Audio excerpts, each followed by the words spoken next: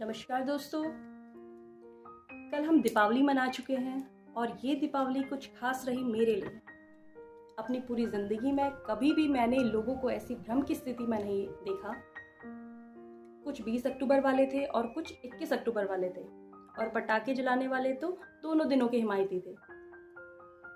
दोस्तों, हर बात को हल्का समझने वाले तो कहेंगे ये कोई मुद्दा ही नहीं है कि आज हमारे विद्वान, पंडित और धर्मज्ञ सनातनी त्योहारों को लेकर इतने विरोधाभास की स्थिति में हैं कि साल के प्रमुख त्योहारों को मनाए जाने की तिथियों के बारे में ये एक मत नहीं हो पाते। कोई कहता है 20 अक्टूबर, कोई कहता है 21 अक्टूबर और कोई तो कहता है 1 नवंबर। और इससे सबसे बड़ी हानि हमारे धर्म को हो रही है। ये बिल्कुल ऐसा ही है जैसा तमिलनाडु का कोई कोर्ट संविधान के किसी हिस्से की एक व्याख्या करे और उत्तर प्रदेश का कोई कोर्ट उसी हिस्से की कोई अलग व्याख्या प्रस्तुत कर दे और उन दोनों के बीच मतभेद सुलझाने के लिए कोई सुप्रीम कोर्ट ना हो। सोचिए, यदि हर त्योहार पर आप और आपके पड़ोसी त्योहार की डेट्स को लेकर कंफ्यूजन की स्थिति में रहें तो सामाजिक मेलजोल और आत्मीयता बढ़ाना, जो त्योहारों का असल उद्देश्य है, वो तो समाप्त ही होने लगेगा।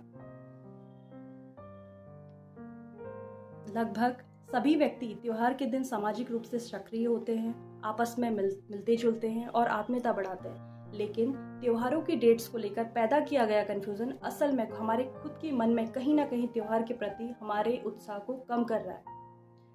जब धर्म की जानकारी रखने वाले ही त्योहारों को सही सही स्वरूप में और तिथि पर मनाने पर एक मत नहीं हो पाएंगे तो सामान्य जन कैसे भ्रम से दूर रहें।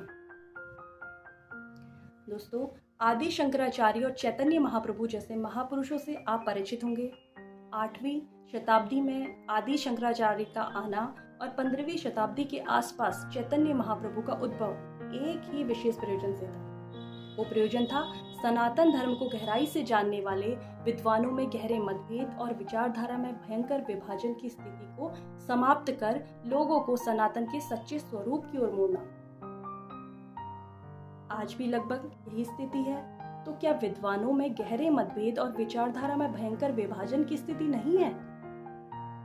क्या सनातन धर्म के मानने वाले एक मत होना भूल गए हैं? क्या पूरे संसार के सारे सनातनियों को एक दिन, एक वार और एक तिथि को ही अपने पवित्र त्योहारों को नहीं मनाना चाहिए? क्या अगर कुछ ज्योतिष मतभेद हो भी तो भी क्या उन मतभेदों को सुलझाने के लिए एक सर्वोच्च संस्था नहीं होनी चाहिए जिसकी बात सभी विद्वान माने, चाहे वह निर्णय से सहमत हो या असहमत हो? कृपया अपने विचारों से अवश्य अवगत कराइएगा। धन्यवाद। अगर आपको मेरा कंटेंट भाता हो तो कृपया मेरे चैनल को सब्सक्राइब अवश्य करें।